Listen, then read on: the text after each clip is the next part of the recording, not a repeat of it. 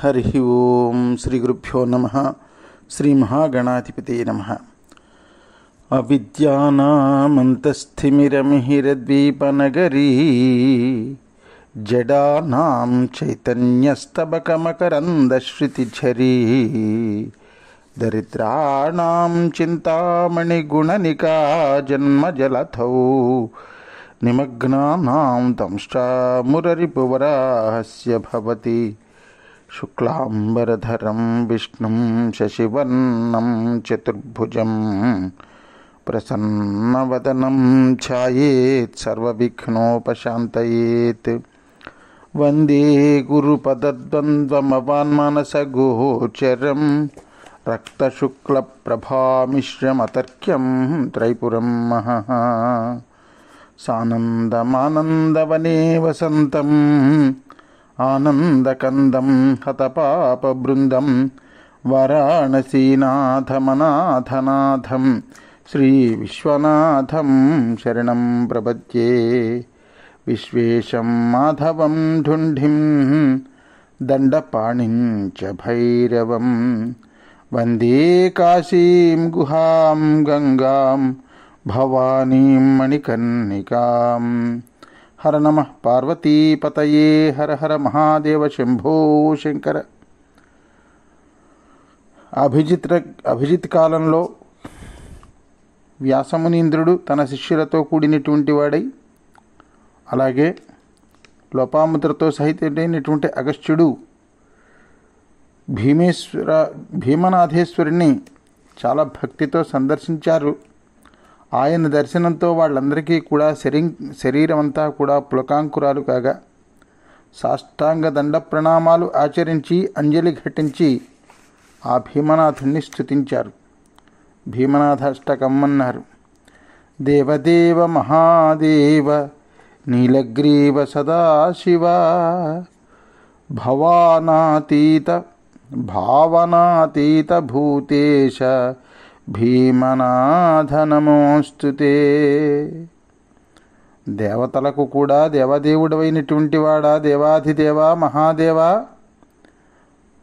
నల్లని కంఠం ఉన్నటువంటి వాడా, ఎల్లప్పుడూ కూడా సదాశివ అంటే ఎల్లప్పుడూ కూడా మంగళ స్వరూపం ఉన్నటువంటి వాడా, శివ అంటే మంగళం, అందువల్ల ఎల్లప్పుడూ కూడా మంగళ స్వరూపం ఉన్నటువంటి వాడా, భావనలకు అతీతమైనటువంటి వాడా, ఎవరూ కూడా నిన్ను ఇలా ఉంటాడు అని భావించడానికి వీలు లేనటువంటి వాడా, భూతనాథ, భూతాలను ఏలేటటువంటి వాడా, భూతాలన్నిటికీ కూడా ప్రభు అయిన వాడా, ఓ భీమనాథ నీకు నమస్కారం. సర్వజ్ఞ, జ్ఞ అంటే తెలిసినవాడు, సర్వ అంటే ప్రతిది సర్వము కూడా, సర్వజ్ఞ అంటే సర్వము తెలిసినటువంటి వాడిని సర్వజ్ఞుడు అంటారు. సర్వజ్ఞ సర్వదేవేశ సర్వాత్మాన్ సర్వకారణ విశ్వేశ్వర విరూపాక్ష భీమనాథ నమోస్తుతే. సమస్తము తెలిసినటువంటి వాడా, సమస్త దేవతలకు ప్రభువైనటువంటి వాడా, విశ్వరూపుడా, సర్వమునకు కూడా కారణమైనటువంటి వాడా, విశ్వేశ్వర, విశాలమైనటువంటి విరూపమైనటువంటి నేత్రాలు కలిగినటువంటి వాడా, భీమనాథ నీకు నమస్కారం. కాల సంహార కాలాత్మ కలికల్మషనాశన కామిత ప్రద కామారి భీమనాథ నమోస్తుతే. మృత్యువును జయించినటువంటి వాడు మృత్యుంజయుడు.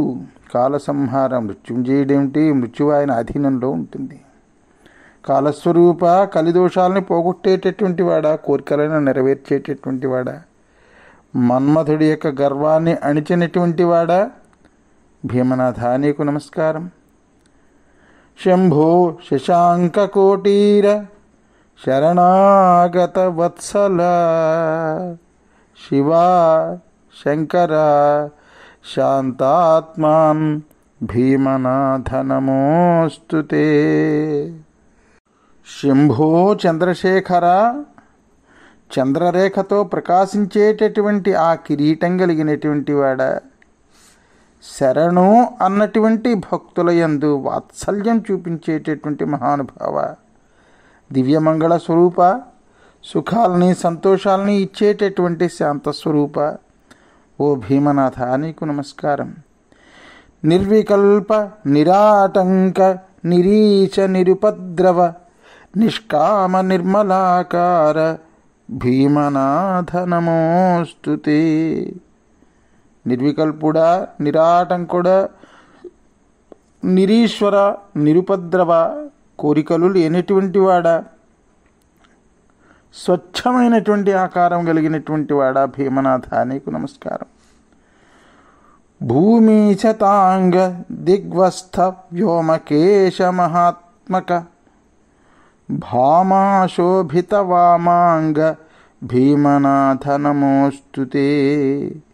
ఈ భీమనాథ అష్టకంలో చాలా పదాలకి ఇప్పటికే ఈ కాశీఖండం వింటున్నటువంటి భక్తులందరికీ కూడా దాని తాలూకా అర్థమంతా చాలా మటుకు అర్థాలు తెలిసినటువంటివే. భూమి శతాంగ దిగ్వస్థ వ్యోమకేశ. వ్యోమగాములు అంటే ఆకాశంలో సంచారం చేసేటటువంటి వాళ్ళని వ్యోమగాములు అంటారు. వ్యోమకేశుడు అంటే ఆకాశం అంతా, ఆయన జుట్టు కానీ ఇలా విరబూస్తే ఆ జుట్టు ఆకాశం అంతా వ్యాపించి ఉంటుంది. అందువల్ల భూమియే రథంగా కలిగినటువంటి వాడ భూమి శతాంగ, దిక్కులే వస్త్రములుగా కలిగినటువంటి వాడని అసలు దిగంబరుడు అని అంటూ ఉంటారు. దిగంబరుడు అంటే అంబరములు అంటే వస్త్రములు అంతే తప్ప దిగంబరుడు అంటే ఏదో బట్టలు లేకుండా ఉన్నటువంటి వాడు అనేటటువంటి అర్థం కాదు. అంటే అదొక అర్థం వస్తుంది, కాదని అంటం లేదు. కానీ దిక్కులే అంబరములుగా కలిగినటువంటి వాడిని దిగంబరుడు అన్నారు. అంబరములు అంటే వస్త్రములు. ఆయన విరాట్ స్వరూపం కానీ ఒక్కసారి చూసినట్లయితే ఆయన ఇలా తూర్పుకే తిరిగి ఉన్నాడని అనుకుందాం. ఉదాహరణకి తూర్పు భాగం అంతా కూడా ఆయనకి ఈ పొట్ట వైపుకి సంబంధించినటువంటి వస్త్రం, వెనకాతల వీపుకి అంటుకుని ఉండేటటువంటిది పడమటి దిక్కు, అలాగే కుడి చేతికి అంటుకుని ఉండేటటువంటిది దక్షిణ దిక్కు, ఎడం చేతికి అంటుకుని ఉండేటటువంటిది ఉత్తర దిక్కు, పాదాల దగ్గర భూమి, నెత్తి మీద ఆకాశం, ఇవన్నీ అంటుకుని ఉండిపోతాయి. అంటే అంతటా వ్యాపించి ఉన్నవాడు అని చెప్పడానికి దిగంబరుడు అని చెప్పి ఉంటారు. బహుశా దిక్కులే అంబరములుగా కలిగినటువంటి వాడు దిగంబరుడు, అంతేగా తప్ప నగ్నంగా ఉన్నవాడనేటటువంటిది కాదు. అందువల్ల దిక్కులే వస్త్రములుగా కలిగినటువంటి వాడా, ఆకాశం జుట్టుగా కలిగినటువంటి వాడా, మహాస్వరూపుడా, పార్వతీదేవిని వామభాగంలో ధరించినటువంటి వాడా, అసలు అర్థనారీశ్వర ఓ భీమనాథ నీకు నమస్కారం. అనాథనాథ మన్నాథ దీననాథ దయానిధే గౌరీనాథ జగన్నాథ భీమనాథ నమోస్తుతే. అనాథలైనటువంటి వాళ్ళు నన్ను ఎవరు రక్షిస్తారు, నాకు రక్ష ఎవరు అని దీనంగా ప్రార్థించేటటువంటి వాళ్ళని రక్షించేటటువంటి వాడా అనాథనాథ, మన్నాథ నన్ను రక్షించేటటువంటి వాడా, దీననాథ దీనులను రక్షించేటటువంటి వాడా, దయానిధే దయకు నిలయమైనటువంటి వాడా, దయకు మహానిధి లాంటి వాడా, గౌరీదేవికి పార్వతీపతి అయినటువంటి వాడా గౌరీనాథ, జగత్తును పరిపాలించేటటువంటి జగన్నాథ ఓ భీమనాథ నీకు నమస్కారం. మోక్షప్రద సురాధ్యక్ష పుండరీకాక్ష పూజిత దక్షవాటీశ ఫాలాక్ష భీమనాథ నమోస్తుతే. మోక్షప్రదం మోక్షాన్నిచ్చేటటువంటి వాడా, సురాధ్యక్ష దేవతలకు ప్రభువైనటువంటి వాడా, పుండరీకాక్షుడు అంటే ఎవరు? శ్రీ మహావిష్ణువు కదా. పుండరీకాక్ష పూజిత అటువంటి విష్ణువు చేత పూజింపబడినటువంటి వాడా, దక్షవాటీస దక్షపురి వాస, ఫాలాక్ష ఫాలభాగం అంటే నుదురు, ఆ నుదుటి మీద ఒక అక్షం అంటే కన్ను, నుదుటి మీద నేత్రం ఉన్నటువంటి వాడా త్రినేత్ర భీమనాథ ఓ భీమనాథ నీకు నమస్కారం అని ఈ విధంగా భీమనాథ అష్టకము అన్నారు. ఈ విధంగానే చేశారా ప్రార్థన, ఈ విధంగానే నమస్కారం చేశారా, ఈ విధంగానే స్తుతించారా అంటే కాదుట. ఈ విధంగా స్తుతించారు. ఇంకా అనేక విధాలుగా వ్యాసుడు మొదలైనటువంటి వాళ్ళందరూ కూడా ఆ భీమేశ్వరుని స్తుతించి బంగారు పువ్వులతోటి పూజించారు స్వామిని. అనేక రకములైనటువంటి ప్రార్థనల చేత, అనేకమైనటువంటి సకల ఉపచారములతోటి గొప్ప శివభక్తులైనటువంటి ఆ వ్యాసుడు, అగస్త్యుడు, వారి యొక్క శిష్యులు, లోపాముద్ర వీళ్ళందరూ కూడా ఆ భీమశంకరుణ్ణి ఎంతో ఆనందంగా ఆరాధించారు అనేటటువంటి ఈ ఘట్టం దగ్గర మనం ఈరోజు కథాభాగాన్ని ముగించుకుందాం. భక్త మహాశైలారా, రేపటి భాగం మనం ప్రారంభించుకునేంత వరకు స్వస్తి ప్రజాభ్య పరిపాలయంతాం న్యాయేన మార్గేణ మహిమహీషాః గో బ్రాహ్మణేభ్య శుభమస్తు నిత్యం. లోకా సమస్తా సుఖినో భవంతు. సర్వే జనా సుఖినో భవంతు. హర నమః పార్వతీపతయే. హర హర మహాదేవ శంభో శంకర.